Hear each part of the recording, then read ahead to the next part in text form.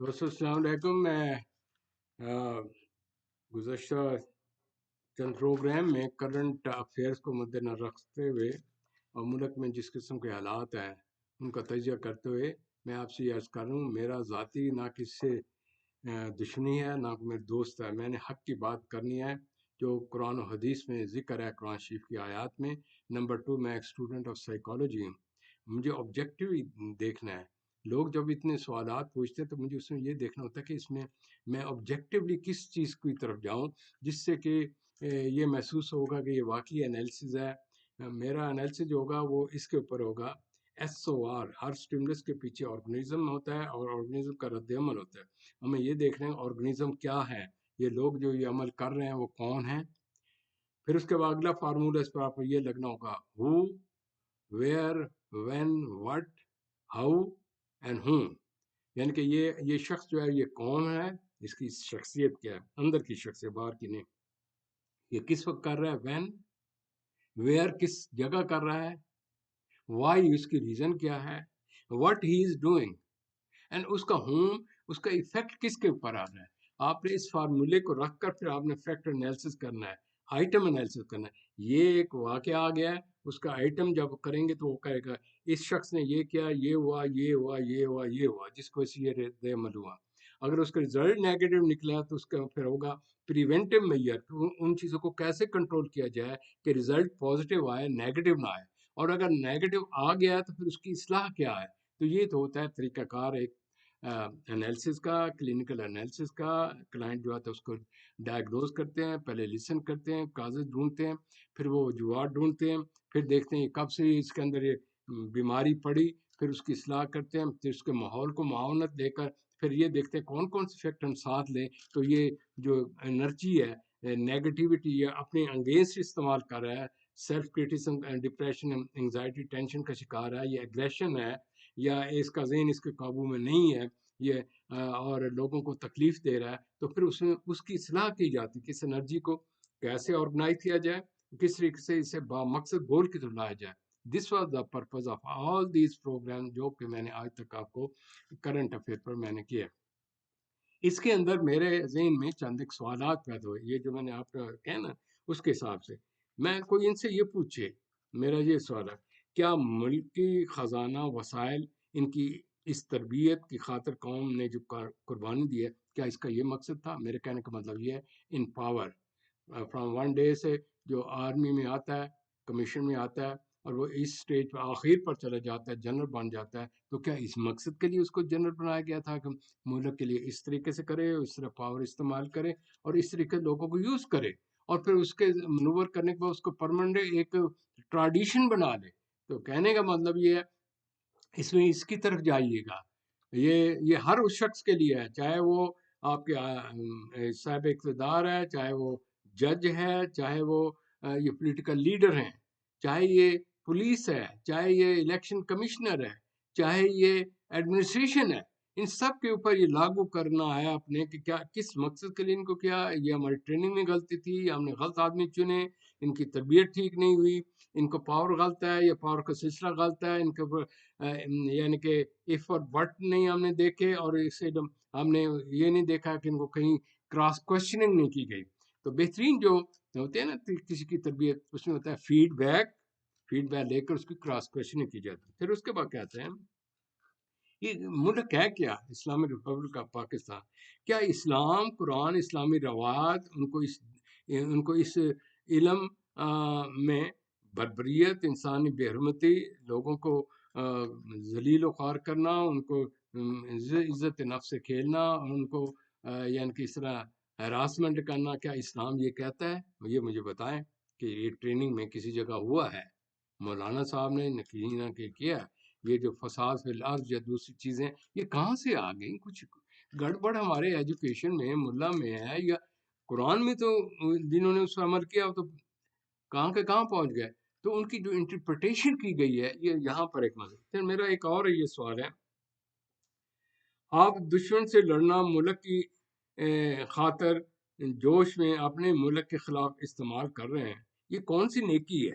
کیا محبت شہداء کی قیمت ملک میں تفریق، نفرت، مخصوص ٹولہ کی حمایت ان کی سرپرستی کر کے اس ملک کو جنت میں بنا رہے ہیں، اور یہ جو دعوے دار بن رہے ہیں کہ ہم جنت کے دعوے دار ہیں، یہ کون سا کشمیر، انڈیا اور ٹیررسٹ گروپ کو آپ فتح کر رہے ہیں؟ بلکہ اس کے برعکس یوں محسوس ہوتا ہے بہترین ٹیررسٹ کا ماڈل ادا کر کے یہ دنیا میں کون سا تمغہ حاصل کرنے کے لیے اس ملک کو اس مقام پر لے آئے ہیں۔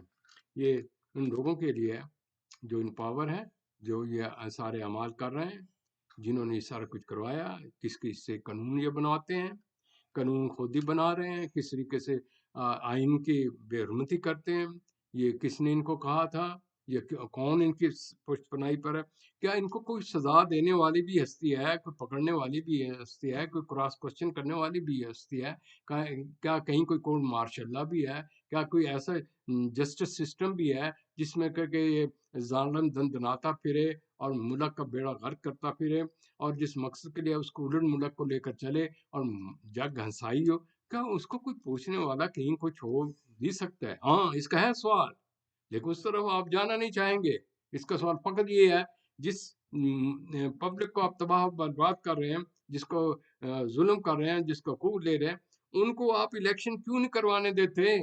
وہ الیکشن کریں، کوئی بندے صحیح ڈھونڈ کر آئیں، کافی تھپڑ، کافی ان کو سزائیں ہو چکی ہیں عوام کو، شاید وہ اس دفعہ وہ 5,000 پر ووٹ والا یا دیکھ پر وہ چاول کھانے والے سے ذرا آگے نکل کر سوچیں کہ یار ہمارا انجام یہ ہے، مہنگائی یہ ہے، کوئی شریف آدمی زندگی نہیں گزار رہا، ایجوکیشن لوگ نہیں دے سکتے، اپنے آپ کی کوئی بہتری کے لیے کام نہیں کر سکتے، جاب مل نہیں رہا، مہنگائی دن بدن کہیں جا رہی ہے، اور آپ کا دن بدن ریگریشن ہوتا چلا جا رہا ہے۔ اس مقصد کے لیے تو ان لوگوں کو نہیں لائے تھے، یا یہ مقصد، اس سے یہ مقصد پورا ہو جائے گا جو اس وقت ٹولہ آپ نے بٹھا دیا ہے، جس کی بیکنگ پر یہ جناب جنرل صاحب ون آفٹر جنرل، یعنی کہ فرام ایوب صاحب سے لے کے جنرل یہی کام کر رہے ہیں، کوئی مارشل لا لگا دیا کہ سیمینر، یہ سول اتنا ورسٹ قسم کا ہے، نہ اس کو مارشل لا کہہ سکتے ہیں تو نہ کچھ اور کوئی سکتے ہیں، لیکن ان کے پیچھے وہی پاور ہے۔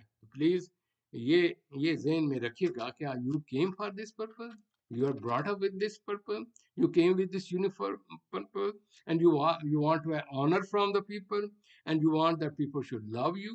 یعنی کہ آپ مجرم کی پشت بنائی کریں تو لوگ آپ کو لو کریں، کون سی جنت میں آپ رہتے ہیں بیوقوفوں کی؟ جنرل صاحب یہ ذہن میں رکھ لیں، میرا صرف ان اوپر ٹاپ کے جو جنرل ہیں، وہ جو اس دھندے کو چلا رہے ہیں، نیچے تو میرے جیسے وہ بیچارے بے بس سپاہی ہیں، جا کی شہادت دے دیتے ہیں، ان بیچاروں کو کیا قصور؟ آپ مس انٹرپریٹ مت کریں، یہ بڑی مس انٹرپریٹیشن ہے۔ وہ جی شہداء کے کون نہیں ریسپیکٹ کرتا؟ یہ شہداء کے بعد جو ان پاور لے کر جو ان کے گیم کھیل رہے ہیں، شہداء کو تو یہ بے عزت کر رہے ہیں، لوگوں کو مجبور کر دیا کہ یار ہم تو کچھ اور ہیں، وہ شہداء کی آپ ان کی شہادت کا بھی ایک مذاق اڑائے چلے جا رہے ہیں۔ تو میرے عرض کرنے کا بندہ ہے کہ اس میں تھوڑا سا یہ بھی ذہن میں رکھنا چاہیے کہ عوام ذہنی و عقلی معذور سمجھتے ہیں، وہ یعنی کہ بیوقوف ہیں، یا سیاسی مجرم و قاتل اور سیاسی یہ ٹولہ جو آپ نے لیا ہے، لوگوں کو خون چوستے رہیں اقتدار کے لیے، اور کرسی پر بیٹھ کر لوگوں کو ہاتھ پاؤں باندھ کر ان کے اوپر ذلالت ان کو کرتے رہیں، اور نوجوان غیور کو آپ ذلیل و خوار کرتے رہیں، اور پھر کہیں گے جی او جی ملک میں جی یہ ہونا چاہیے، وہ ہونا چاہیے۔ 1.5 سال یہ جتنے بھی عرصے میں رہے، کہاں مقام تھا پاکستان کا؟ کس سٹیج پر پہنچے؟ کون لانے والے ہیں؟ آپ کیوں ان کی بیک پر ہیں؟ اس کی کلیئر کٹ ہے، it is give and take system, they can give you those thing which you want, جو آپ کے منہ میں لگا وہ آپ کو مل رہا ہے۔ دیکھیے جو بھی ریٹائرڈ ہوتا ہے سیدھا ملک سے باہر اتنی جائیدادیں، اتنے لازمہ، اتنے ملک کے اندر بھی اتنی زمینیں، یوں دے دو وہ دے دو، وہ سمجھتے ہیں ہمارے ماں باپ کے پیچھے نسلیں چلتی رہیں گی، یہ بس فوج ہی اس پر قابض ہے۔ پھر اس کے ساتھ یہ ساتھ جڑواں بھائی جو آپ نے بنا لیے ہیں، یہ زرداری صاحب تھے، شریف ٹولہ تھے، مولانا صاحب، وہ کہتے ہیں یہ ہمارے برادر نسبتی ہیں، یہ بھی ہمارے ساتھ ہی ہیں، تم بھی کھاؤ ہم بھی کھائیں، بس تم کرتے رہو، ہم آپ کے پیچھے ہیں، چاہے سفید کو سیاہ کر دو۔